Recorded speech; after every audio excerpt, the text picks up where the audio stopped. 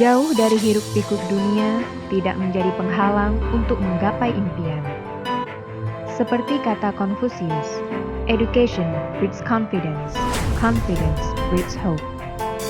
Pendidikan akan melahirkan kepercayaan diri, keyakinan akan membangkitkan harapan.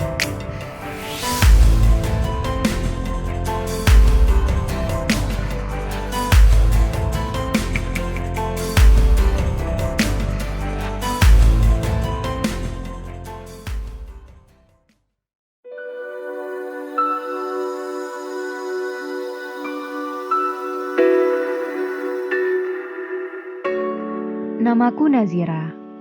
Aku di negeri antara bersama sahabatku Rizky Nadia.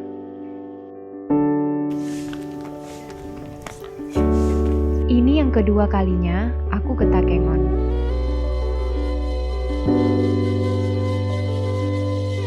Kabupaten Aceh Tengah ini terkenal dengan indahnya panorama alam.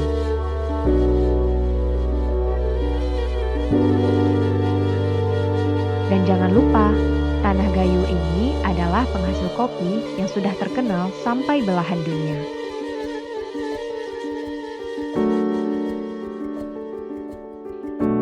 Aku dan Nadia bertugas di Kementerian Agama Provinsi Aceh. Banyak hal yang dilakukan Kementerian Agama untuk mengembangkan pendidikan di tengah masyarakat. Salah satunya, Miss Kalawih Ilang.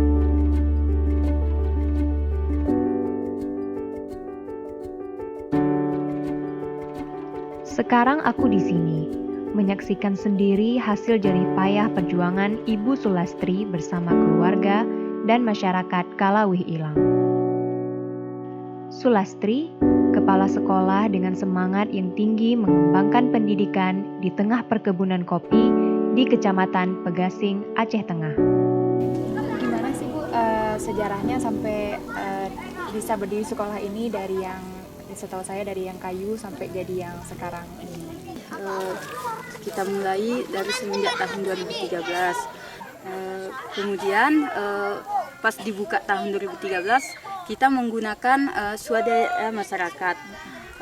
Bangunan sekolah seperti bangunan berasal dari papan dan berlantaikan tanah masih saat itu. Kemudian di semenjak tahun 2017 dapatlah bantuan yang di belakang bangunan yang 3 ruangan ini berasal dari Kementerian RI. Kementerian RI langsung 1 ruangan. Kemudian ruangan yang depan ini ada sebanyak 3 ruangan. Itu diberikan oleh bantuan dari Dinas Pendidikan Daerah.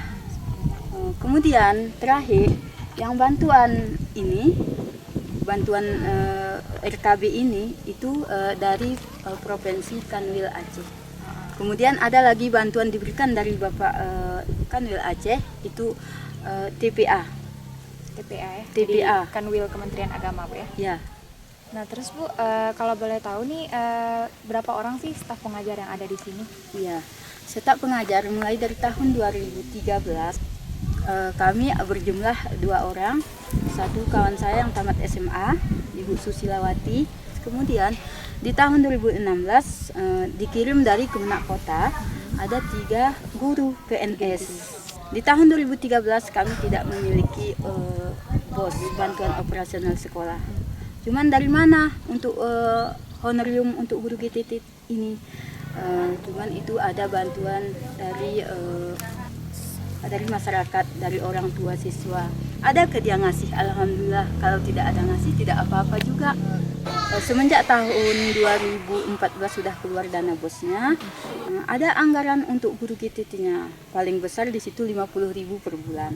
Nah yang terakhir nih Bu, motivasi Ibu membangun sekolah ini dari awal sampai jadi sekarang itu apa? Motivasi saya pertama, saya memang sudah ikhlas bagaimana terbangunnya sekolah ini, karena saya juga teringat di sini banyak orang fara-fara mu'alaf.